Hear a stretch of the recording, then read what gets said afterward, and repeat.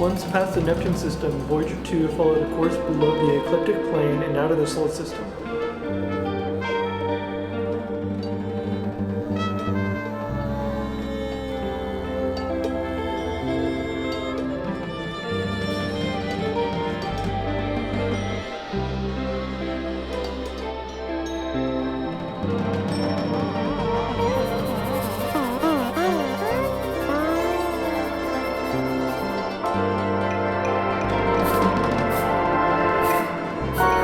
Approximately 35 million miles, 56 million kilometers past the encounter, Voyager 2's instruments were put in low power mode to conserve energy.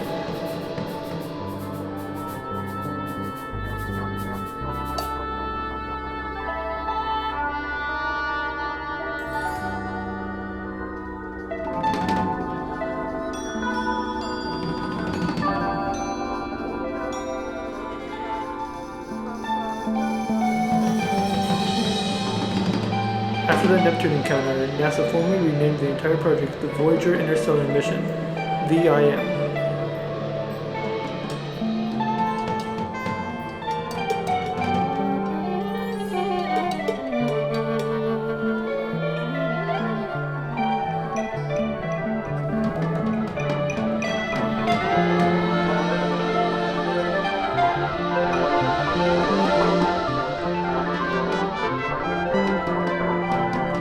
Of the 4 spacecraft sent out to beyond the environs of the Solar System in the 1970s, 3 of them, Voyagers 1 and 2 and Pioneer 11, were all headed in the direction of the solar apex, i.e. the apparent direction of the Sun's travel in the Milky Way galaxy, and thus would be expected to reach the heliopause earlier than Pioneer 10, which was headed in a direction of the heliospheric tail.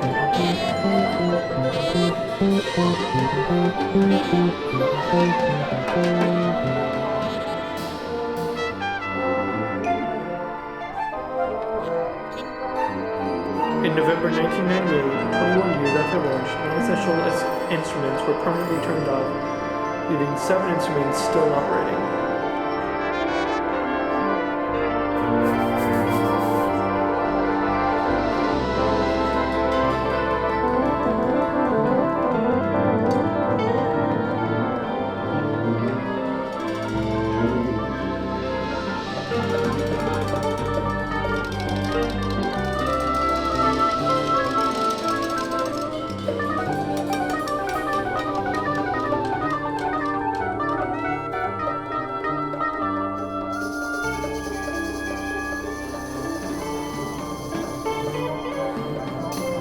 Through the turn of the century, NASA's Jet Propulsion Laboratory, JPL, continued to receive ultraviolet and particle field data.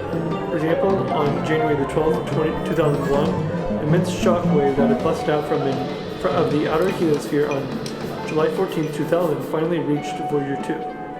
During its 6-month journey, the shockwave had plowed through the solar wind, sweeping up and accelerating charged particles. The spacecraft provided important information on high-energy shock-energized ions.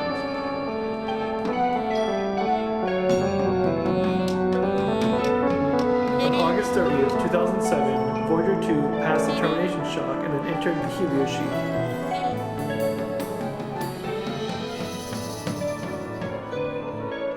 By November the 5th, 2017, the spacecraft was 116.167 astronomical units, or about 10.8 billion miles, or 17.378 billion kilometers from Earth, moving at a velocity of 9.6 miles per second, which is about 15.4 kilometers per second, relative to the Sun, heading in the direction of the constellation Telescopium.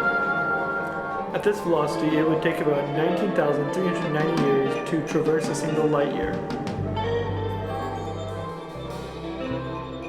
On July the 8th, 2019, Voyager 2 successfully fired up its trajectory correction maneuver thrusters and will be using them to control the pointing of the spacecraft for the foreseeable future. Voyager 2 last used those thrusters during its encounter with Neptune in 1989. The spacecraft's aging altitude control thrusters have been experiencing degradation that required them to fire an increasing and untenable number of pulses to keep the spacecraft antenna pointed at Earth. Voyager 1 has switched to its trajectory correction maneuver thrusters for the same reason in January 2018.